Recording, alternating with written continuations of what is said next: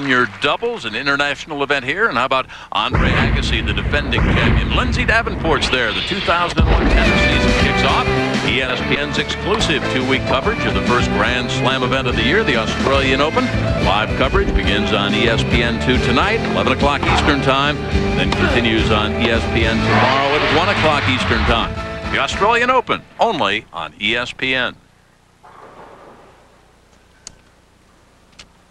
As you can see, we got an 11-pin lead for Koivuniemi and Yajima, and it's just amazing how they started out with those two splits. They righted the ship, got the good break from Mika when he threw the crossover strike, and now they're in control. The ball that Mosayebi changed to is a little smoother reacting particle ball. Won't have that hard finish in the back end.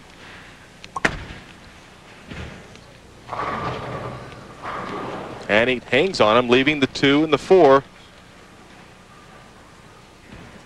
Out of Charlotte, North Carolina, the 31-year-old. Take a look at his form. Mosayebi struggling a little bit. He also pretty well shoulder high. Got a great knee bend, which really is the hallmark of his game. Good projection down the lane. Got that sliding foot perpendicular to the foul line.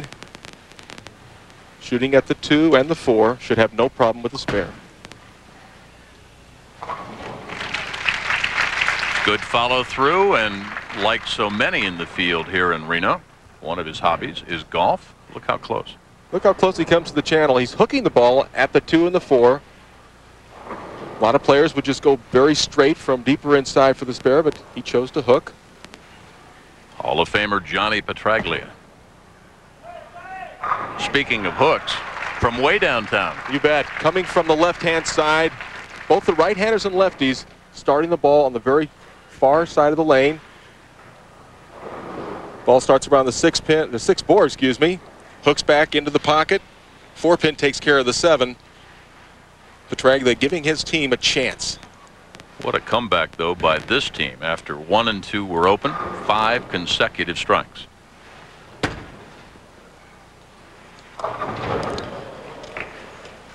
And it can quickly change. The 4 and the 6 remain.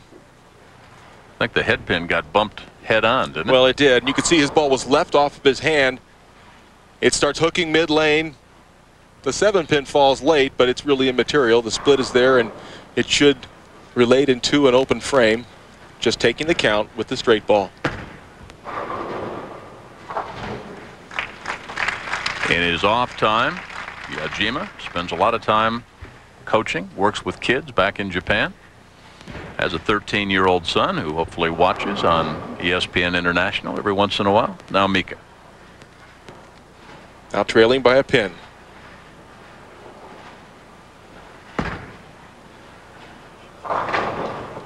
Interesting. It seems when one teammate makes a bad shot, the other one comes back and makes a tentative shot as well. And the momentum shifts in this first game have been very dramatic.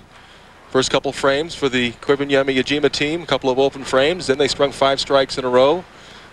Open in the 8th frame, and now a difficult spare for Mika here in the 9th. The 3, 6, and 10.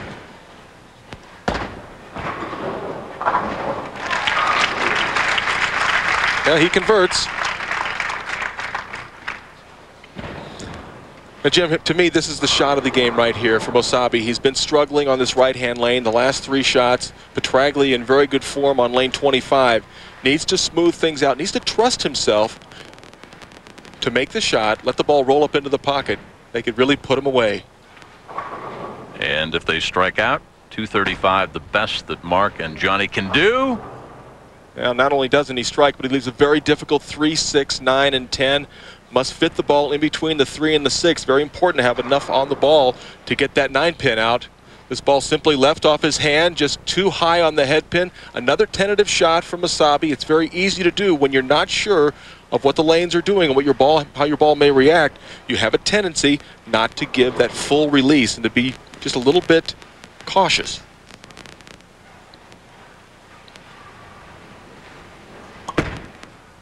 To keep the lead. No. Chops off the 10-pin.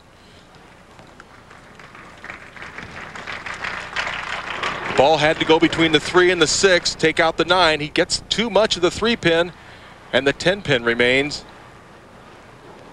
And when you walk back, that's when you can't look at your partner. Well, and you know, he feels terrible, and Johnny knows he must strike out to shoot 203 to put pressure on Mika and Junichi.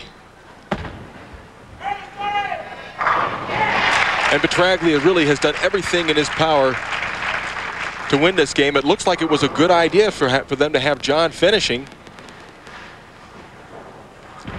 Great finishing position for Petraglia. Ball coming in strong from the left-hand side. Solid in the 1-2 pocket. 7-pin, the last one to fall.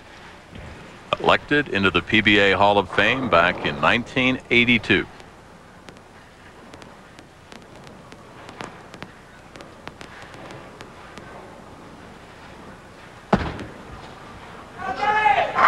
Don't mess with this man, because when he's not bowling or playing golf, he's an expert in martial arts. So the double.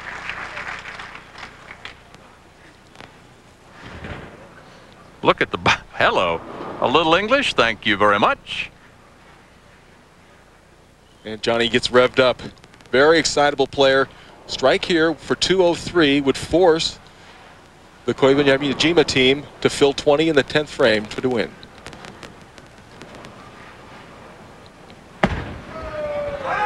Stop. Big mistake. Did not project the ball down the lane. He leaves the 2 and the 4. It's a 2-0-1 game for Petraglia and Mosayebi.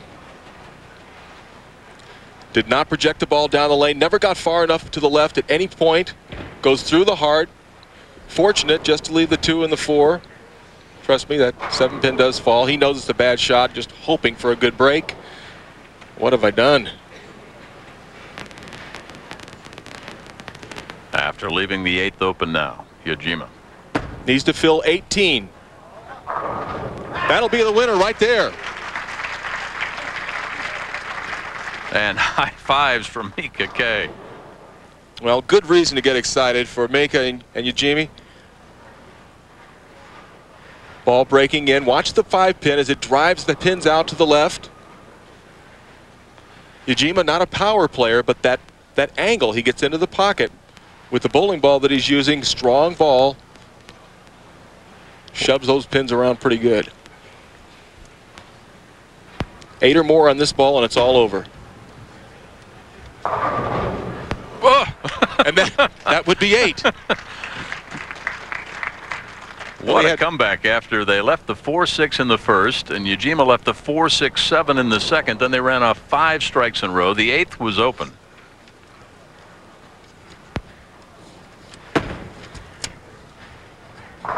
So they take match 1 after a slow start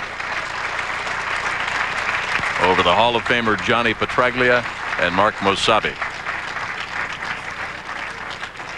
Well, Koivuniemi and Yajima 204, Mosayebi-Petraglia 201.